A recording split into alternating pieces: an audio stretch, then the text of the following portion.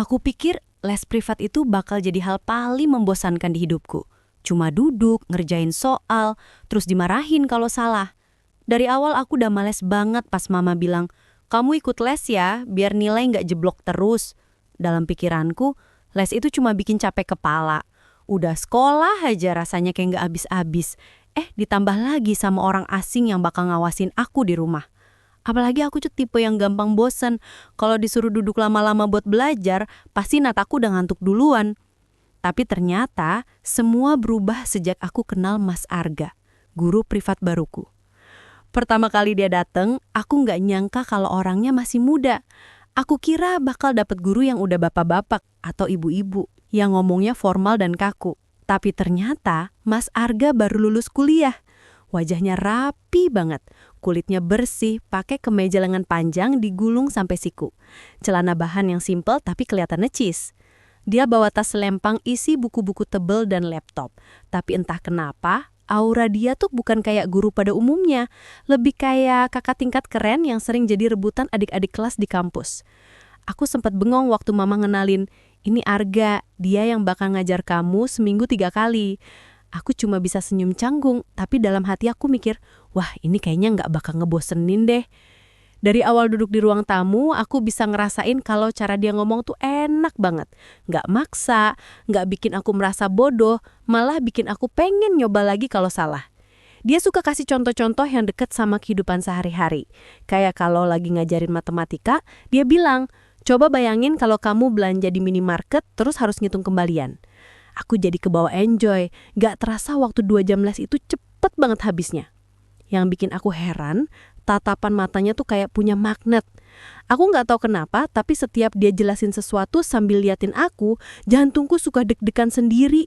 Padahal jelas-jelas dia cuma ngomongin rumus sederhana, bukan kata-kata romantis atau apa. Aku jadi kayak salah fokus. Kadang aku pura-pura nunduk biar dia gak sadar kalau pipiku mulai panas. Aku gak pernah ngalamin hal kayak gini sebelumnya. Hari-hari berikutnya aku jadi nungguin jadwal les. Biasanya aku paling males kalau sore harus duduk lagi buat belajar. Tapi sejak ada dia, aku malah nyiapin meja lebih rapih. Aku taruh pensil, penggaris, sama kertas catatan biar kelihatan rajin. Bahkan aku sempat kepikiran buat ganti baju lebih bagus. Padahal sebelumnya aku biasanya cuma pakai kaos asal sama celana pendek. Aku nggak ngerti kenapa aku jadi kayak gitu. Mungkin karena aku pengen kelihatan lebih oke di depan dia. Suatu sore, rumah lagi sepi banget. Mama pergi arisan, papa belum pulang kerja. Adikku main ke rumah temennya. Jadi cuma ada aku sama Mas Arga di ruang tamu. Udara agak panas, kipas angin di pojokan muter pelan, bikin suasana jadi tenang tapi juga aneh. Kami duduk bersebelahan di meja, kertas-kertas latihan berserakan di atasnya. Aku lagi nyoba ngerjain soal, sementara dia geser posisi buat lebih deket biar bisa liatin caraku nulis. Pas tangannya nggak sengaja nyentuh jariku waktu dia geser kertas, aku kaget banget. Rasanya kayak ada aliran listrik kecil yang bikin jantungku copot. Tanganku refleks narik, tapi aku juga sadar pipiku langsung panas. Dia sempat senyum kecil, kayak ngerti kalau aku jadi kikuk. Maaf, nggak sengaja, katanya pelan. Tapi suaranya tuh bikin aku makin salah tingkah. Sejak saat itu, semua mulai terasa aneh tapi nagih. Setiap kali les, aku jadi waspada kalau jarak kami terlalu dekat. Aku bisa ngerasain aroma parfumnya yang lembut, campuran wangi seger sama maskulin. Terkadang dia condong ke arah aku waktu lagi nunjuk soal di buku, dan aku bisa ngerasain napasnya di dekat telingaku. Itu bikin bulu kuduku berdiri, tapi bukan karena takut, lebih kerasa yang gak pernah aku bayangin sebelumnya. Aku mulai main-main sendiri di pikiranku. Kenapa aku deg-degan setiap kali dia datang? Kenapa aku tiba-tiba semangat banget belajar, padahal dulu aku paling anti sama rumus dan angka. Aku bahkan jadi rajin buka-buka catatan sebelum les dimulai, biar kelihatan pintar di depannya. Aku tahu ini aneh, tapi perasaan itu kayak tumbuh sendiri tanpa bisa aku kontrol. Ada momen-momen kecil yang bikin aku makin tenggelam. Misalnya waktu dia ngeliat aku salah ngerjain soal, tapi bukannya marah, dia malah nyolet pelan jawaban aku dan bilang, coba pikirin lagi pelan-pelan, jangan buru-buru. Senyumnya bikin aku pengen terus bikin salah biar dia terus perhatian ke aku. Kadang kalau aku lagi bengong, dia suka ketawa kecil. Kamu mikirin apa sih? Fokus dong. Dan aku jadi malu sendiri, padahal yang kupikirin itu justru dia. Satu kali aku inget banget, Hujan deras turun sore-sore pas les. Suara hujan deras bikin suasana makin hening. Mama nggak ada di rumah, dia masih di acara keluarga. Aku dan Mas Arga duduk berdua. Lampu ruang tamu dinyalain karena langit mendung. Aku merasa kayak dunia cuma milik berdua. Waktu aku nyoba nulis rumus, tanganku gemeter. Entah karena udara dingin atau karena kehadirannya yang terlalu dekat. Dia merhatiin aku lama, lalu bilang, "Kalau kedinginan, bilang aja ya." Aku cuma senyum tipis, tapi dalam hati udah berisik banget. Aku nggak ngerti kenapa tiap ucapan sederhana dari dia bisa bikin aku ke bawah suasana. Dan yang paling bikin aku sadar, aku mulai nungguin momen-momen kayak gitu. Hari-hari berlalu, kedekatan kami makin gak bisa aku anggap biasa. Mungkin buat orang lain itu cuma interaksi normal antara guru dan murid. Tapi buat aku ada sesuatu di balik tatapan matanya yang bikin aku gak bisa tidur kalau habis les. Aku sering mikirin ulang, gimana jarinya nyentuh tanganku waktu geser kertas. Gimana napasnya nyaris kena kulitku. Gimana suaranya bikin aku merasa istimewa. Semua itu bikin aku terjebak dalam rasa penasaran yang makin dalam. Aku nggak tahu apakah dia juga ngerasain hal yang sama atau cuma aku aja yang terlalu lebay. Tapi setiap kali kami berdua sendirian di rumah, suasana jadi beda. Sunyi, tegang, tapi juga manis. Aku takut, tapi juga nggak pengen berhenti. Aku merasa kayak lagi jalan di tepi jurang. Sekali salah langkah, semuanya bisa berantakan. Tapi rasa nagih itu bikin aku tetap bertahan di situ. Dan dari situlah semua cerita ini mulai. Sesuatu yang awalnya kupikir cuma bakal jadi les privat membosankan, ternyata berubah jadi awal dari perasaan yang gak pernah aku rencanakan. Sebuah awal yang bikin aku sadar, aku mungkin bakal masuk ke perjalanan yang gak pernah aku bayangkan sebelumnya. Hari-hari berikutnya, aku makin gak bisa bohong sama diri sendiri. Kalau dulu aku cuma nganggep les privat itu kewajiban, sekarang malah jadi momen yang aku tunggu-tunggu. Kadang, sejak siang aku udah gelisah. Bolak-balik lihat jam, nunggu sore datang. Pelajaran udah bukan alasan utama. Yang bikin aku semangat itu senyum Mas Arga, tatapan matanya, juga caranya bercanda yang bikin aku nggak ngerasa lagi kayak murid. Dia berhasil bikin aku lupa kalau antara kami harusnya ada jarak. Aku mulai sadar, kehadirannya bikin aku beda. Aku jadi lebih sering dandan sebelum dia datang, nyemprot parfum yang biasanya cuma aku pakai kalau lagi jalan sama teman. Semua biar aku nggak kelihatan biasa aja di depan dia. Aku tahu itu lebay, tapi gimana ya, ada dorongan aneh di dalam diri aku buat tampil lebih dari biasanya. Dan dia, dengan santainya, suka godain aku pakai candaan kecil. Pernah sekali waktu, aku salah jawab soal yang gampang banget. Dia ketawa pelan sambil bilang, "Kalau terus salah gini, aku hukum ya." Nada suaranya ringan. Jelas cuma bercanda. Tapi aku langsung salah tingkah. Aku coba jawab santai biar nggak kelihatan kaku. "Ya udah, hukum aja deh, biar sekalian." Aku bilang gitu sambil pura-pura cuek. Padahal dalam hati ada percikan yang sulit aku padamkan. Entah kenapa, candaan-candaan kecil kayak gitu malah jadi pemicu buat aku mikir yang aneh-aneh. Aku sering banget ngerasa hubungan kami udah nggak kayak guru dan murid. Ada sesuatu yang lain, sesuatu yang aku sendiri takut buat akuin. Puncaknya terjadi pas suatu sore listrik mati. Waktu itu hujan deras baru aja reda. Langit masih gelap dan rumah cuma diterangi cahaya lilin kecil yang Mama taruh di meja makan. Awalnya aku pikir les bakal dibatalin, tapi Mas Arga bilang, "Kita tetap bisa belajar kok, pakai cahaya lilin juga cukup." Jadi, kami tetap duduk di ruang tamu.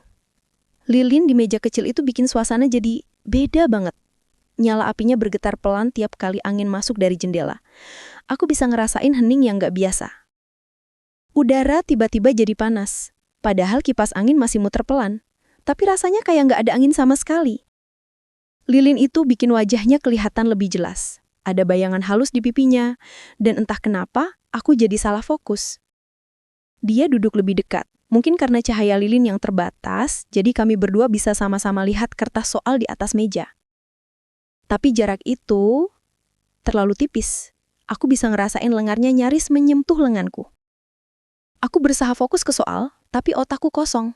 Aku cuma bisa dengerin suaranya yang tenang. Dia jelasin pelan, "Kalau langkah ini salah, otomatis jawabanmu juga akan salah." Tangannya bergerak ke arah kertas, nunjukin bagian yang salah. Jari-jarinya panjang dan bersih. Pas dia geser kertas, tangannya nyindul tanganku lagi. Beda sama waktu dulu yang cuma sekilas, kali ini lebih lama. Dia nggak buru-buru narik tangannya. Aku juga nggak berniat ngeluarin tanganku dari situ. Degup jantungku makin keras, kayak bisa kedengeran di ruang hening itu. Aku tahu, aku udah masuk ke zona yang berbahaya. Seharusnya aku mundur, seharusnya aku tarik garis, tapi aku malah diem aja. Malah menikmati ketegangan itu. Lilin terus menyala, makin bikin suasana kayak bukan sekedar les privat biasa. Mas Arga akhirnya narik tangannya pelan, tapi dia liatin aku lama. Tatapannya beda, nggak lagi kayak guru ke murid. Ada sesuatu di matanya yang bikin aku nggak bisa nafas normal. Aku buru-buru alihin pandangan ke buku, pura-pura sibuk nonis. Padahal tanganku gemetar. Kamu kedinginan, dia tiba-tiba nanya, mungkin ngira aku menggigil. Aku geleng cepat. Enggak kok, padahal jelas aku bukan kedinginan, tapi terlalu panas oleh perasaan yang aku sendiri nggak bisa jelasin. Malam itu, pelajaran hampir nggak jalan. Aku cuma pura-pura ngerti biar nggak kelihatan kosong. Yang ada, pikiranku penuh sama tatapan dia, sama jarak yang terlalu dekat itu. Dan yang paling bikin aku bingung, aku nggak marah, aku nggak risih. Justru aku ngerasa ketagihan. Aku pulang ke kamar setelah les selesai dengan hati yang berisik banget. Aku tiduran, muter-muter di ranjang, ngerasain lagi momen tadi. Aku tahu aku bodoh, karena jelas-jelas ini bukan hal yang seharusnya aku biarkan terjadi. Tapi kenapa aku nggak bisa nolak? Kenapa aku malah pengen ada di situ lagi? Esoknya, aku makin sadar kalau perasaan ini udah kelewatan. Setiap dia datang, aku selalu nyari kesempatan untuk ngobrol hal-hal di luar pelajaran. Kadang tentang film, kadang tentang musik, kadang tentang hal-hal receh yang bikin aku ngakak. Dia juga kelihatan nyaman, nggak jaim sama sekali. Dan makin lama godaan itu makin susah ditolak. Bukan cuma karena dia ganteng atau cara ngajarnya enak, tapi karena aku udah mulai nyari perhatian dia dengan cara yang nggak wajar. Aku tahu, satu langkah aja ke depan, semuanya bisa berubah. Tapi bodohnya, aku malah berdiri di situ, nungguin siapa yang duluan berani melangkah. Aku dan Mas Arga makin lama makin sulit jaga jarak. Awalnya semua masih kelihatan normal. Masih di ruang tamu dengan buku-buku berantakan di meja, kursi yang agak kerenggang dan suara televisi kecil dari kamar mama. Tapi entah siapa yang pertama kali usul, pelan-pelan kami pindah ke kamar aku dengan alasan biar lebih fokus, lebih tenang, dan gak keganggu suara orang lain. Itu jelas salah, aku tahu banget. Tapi waktu itu aku gak punya niat buat nolak. Aku terlalu menikmati momen-momen itu. Bahkan seolah sengaja nyediain ruang buat hal-hal yang harusnya nggak boleh terjadi. Di kamar suasananya beda jauh sama ruang tamu. Lampu putih temaram bikin suasana lebih intim, lebih dekat, lebih pribadi. Nggak ada orang lalu lalang, nggak ada suara pintu dibuka tutup. Cuma ada aku dan dia di ruangan 4x4 meter itu. Bukunya tetap terbuka di meja belajar, tapi fokusku sering buyar. Kadang Mas Arga duduk di sampingku, bahunya nyenggol bahuku, atau tangannya ngebimbing tanganku nulis. Kalau jarinya melingkar di atas jemariku, aku bisa ngerasain degupan jantungku makin gak karuan. Suara napasnya kedengaran jelas banget, nyaris nyentuh telingaku. Hangat, pelan, tapi cukup buat bikin aku susah bernafas normal. Aku gak tahu gimana cara ngejelasin perasaan itu, tapi tubuhku selalu merespon dengan cara yang gak bisa aku kendaliin. Tangan jadi dingin, pipi memanas, dan ada getaran aneh yang bikin aku nggak mau dia berhenti. Setiap kali aku lihat dia nunduk ke arah bukuku, jarak wajah kami jadi tipus banget. Kadang aku bisa lihat jelas garis rahangnya, tatapan matanya yang fokus, juga senyum kecil yang muncul kalau aku berhasil jawab soal dengan benar. Semua itu bikin aku makin terjebak. Aku tahu hubungan kami udah melewati batas, bukan lagi sekedar guru privat dan murid. Tapi kami selalu pura-pura, seolah-olah semua ini masih dalam koridor yang aman. Kalau ada orang lain nanya, aku pasti bakal jawab, "Oh, cuma les biasa kok." Padahal di balik pintu kamar, yang terjadi jauh dari kata biasa. Semakin lama, kebohongan kecil itu makin sering aku ucapin. Rasanya kayak main api. Tahu bahayanya, tapi sengaja terus nyemplung. Sampai akhirnya ada satu kesalahan kecil yang bikin semuanya hampir kebongkar. Waktu itu sore menjelang maghrib, les agak molor. Mama lagi di dapur masak, papa belum pulang, adikku masih main di rumah tetangga. Aku dan Mas Arga udah duduk di kamar dari jam 4 niatnya belajar, tapi obrolan ngalir ke hal-hal yang lain. Dari musik, film, sampai cerita lucu masa kuliahnya. Aku ketawa terlalu keras, sampai nggak sadar mama lewat depan kamar. Pintu nggak sepenuhnya tertutup rapat, jadi mama bisa lihat sekilas kalau kami berdua ada di dalam kamar. Kenapa Lesnya pindah ke kamar? Biasanya kan di ruang tamu. Mama nyeletuk sambil ngetok pintu pelan. Suaranya biasa aja, tapi cukup bikin aku panik. Aku langsung refleks nyenggol bahu Mas Arga biar dia agak mundur dari posisinya yang terlalu dekat. Iya, Ma. Soalnya tadi di ruang tamu rame, TV berisik. Aku jawab sekenanya. Mama nggak nanya panjang lebar, cuma ngangguk terus balik ke dapur.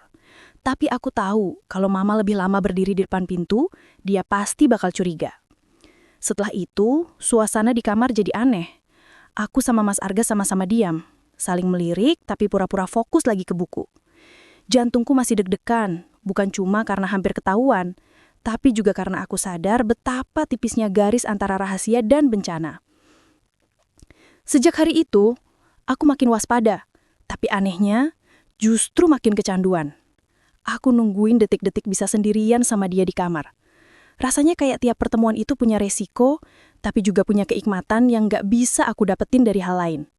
Dan aku tahu, cepat atau lambat, kesalahan kecil lain bakal datang. Bedanya mungkin nanti kami gak akan seberuntung itu lagi. Malam itu sebenarnya biasa aja, gak ada tanda-tanda buruk sama sekali. Abis makan malam, aku balik ke kamar, ngerjain tugas sambil dengerin musik. Sesekali aku buka HP, bales chat dari Mas Arga. Awalnya, obrolan kami soal pelajaran, tapi lama-lama melenceng jauh. Kata-kata yang dia kirim bukan lagi nada formal guru ke murid. Begitu juga aku, malah makin berani balas dengan kalimat yang lebih intim. Semuanya ngalir gitu aja, tanpa sadar udah jauh kelewatan. Aku ketawa-ketawa sendiri sambil tiduran. Nggak sadar kalau HP yang tadi kupake, aku taruh sebentar di meja ruang tamu pas ngambil minum. Aku pikir aman, toh nggak ada yang bakal sentuh. Tapi aku salah besar. Adikku yang waktu itu lagi bosan, nemu HP-ku tergeletak. Dia tipe yang kepo banget, suka iseng buka aplikasi tanpa izin. Dan malam itu, dia buka WhatsApp-ku. Pas dia scroll, layar HP langsung nyajiin percakapan terakhir aku sama Mas Arga. Kalimat-kalimat yang terlalu jelas buat dianggap sekedar les. Aku nggak ada di situ, tapi aku bisa bayangin gimana ekspresinya waktu baca. Pasti matanya langsung melebar, bibirnya terbuka tanpa suara. Pas aku balik ke ruang tamu, aku lihat adikku udah duduk kaku sambil megang HP-ku. Aku langsung nyadar ada yang gak beres. Ngapain pegang HP aku? Tanyaku agak ketus, berusaha nyembunyiin panik yang tiba-tiba muncul. Dia gak langsung jawab, cuma ngeliatin aku dengan tatapan penuh tanya. Terus, dengan suara pelan tapi tegas, dia bilang, "Ini beneran kamu sama guru privatmu?" Aku langsung pucat, suasana kayak berhenti seketika. Rasanya darahku turun semua ke kaki. Aku buru-buru nyamperin, narik HP dari tangannya. "Jangan kepo deh, itu bukan apa-apa." Aku coba ngeles, tapi suaraku sendiri goyah, nggak meyakinkan sama sekali. Adikku ngelipet tangan di dada, mukanya setengah nggak percaya, setengah shock. "Jangan bohong, aku baca semuanya. Kalian chat kayak bukan murid sama guru." Aku makin panik. Lidahku keluh, otakku muter nyari alasan. "Itu cuma bercanda, dia suka iseng, aku juga nggak serius," jawabku sekenanya. Tapi jelas-jelas itu alasan tolol. Chat yang dia baca terlalu detail buat disebut iseng. Dia geleng-geleng kepala, terus bilang lirih, "Kamu gila ya? Kalau mama sama papa tahu, gimana?" Kalimat itu nusuk banget. Aku bener-bener ngerasa kayak duduk di bom waktu. Aku coba deketin dia, suara memohon, "Please, jangan bilang siapa-siapa. Aku janji, aku bisa atur semuanya." Adikku diam lama, terus akhirnya berdiri sambil ngebuang napas panjang. "Aku nggak ngerti kamu sekarang. Aku bener-bener nggak nyangka." Setelah itu, dia pergi ke kamarnya, ninggalin aku di ruang tamu dengan jantung berdebar nggak karuan. Malam itu, aku nggak bisa tidur. Kepalaku penuh bayangan buruk. Kalau dia nggak bisa jaga rahasia ini, kalau besok dia kelepasan ngomong ke mama, semua bisa hancur dalam sekejap. Les privat, nama baik keluarga, bahkan mungkin hubungan keluargaku sendiri. Sejak hari itu, aku hidup kayak jalan di atas bom waktu. Setiap kali mama atau papa manggil namaku, aku selalu takut itu hari terakhir rahasiaku aman. Aku jadi gampang kaget, gampang salah tingkah. Adikku sendiri juga jadi dingin, jarang ngobrol sama aku kayak biasanya. Tatapannya kayak ngingetin aku kalau setiap saat dia bisa buka mulut. Aku tahu, cepat atau lambat, semua ini nggak bisa aku tutupin lagi. Tapi aku juga nggak punya keberanian buat berhenti. Dan itulah yang bikin aku makin terjebak antara pengen nyelamatin diri atau tetap keasikan sama permainan berbahaya ini. Hari itu pecah juga. Orang tuaku manggil aku ke ruang keluarga. Di sana ada adikku, ada Mas Arga juga. Degup jantungku kayak mau meledak. Aku pikir ini akhir segalanya. Aku siap dimarahin, siap diusir, siap diputusin semua kontak sama dia. Tapi yang terjadi justru bikin aku kaget setengah mati. Ternyata Mas Arga udah lama dekat sama keluargaku. Bahkan dia sebenarnya diminta bantuin bukan cuma buat ngajarin aku, tapi juga buat menguji kedewasaanku. Orang tuaku tahu aku lagi nakal-nakalnya, dan Mas Arga jadi semacam jebakan hidup buat aku. Aku terdiam, rasanya kayak ditampar kenyataan. Jadi selama ini, semua kedekatan kami ada di bawah pengawasan. Semua tawa, semua dokupan jantung, semua rahasia. Ternyata udah dalam skenario yang gak pernah aku bayangin. Tapi, yang gak mereka rencanain adalah, aku beneran jatuh hati sama dia. Aku nangis, campur aduk, marah sekaligus malu. Rasa dipermainkan bercampur dengan rasa cinta yang terlalu nyata. Sementara Mas Arga, diem. Matanya kelihatan bimbang banget. Ada tatapan yang seakan bilang dia juga nggak nyangka perasaannya bisa ikut terjerat. Dan akhirnya dia cuma bilang pelan, suaranya hampir pecah. Aku harus pergi. Kalau aku tetap di sini, kamu nggak akan bisa lepas dari perasaan ini. Kalimat itu nusuk banget. Nggak ada amarah, nggak ada pembelaan. Cuma keputusan berat yang bikin ruangan mendadak hampa. Hari itu, dia pergi tanpa pamit lagi.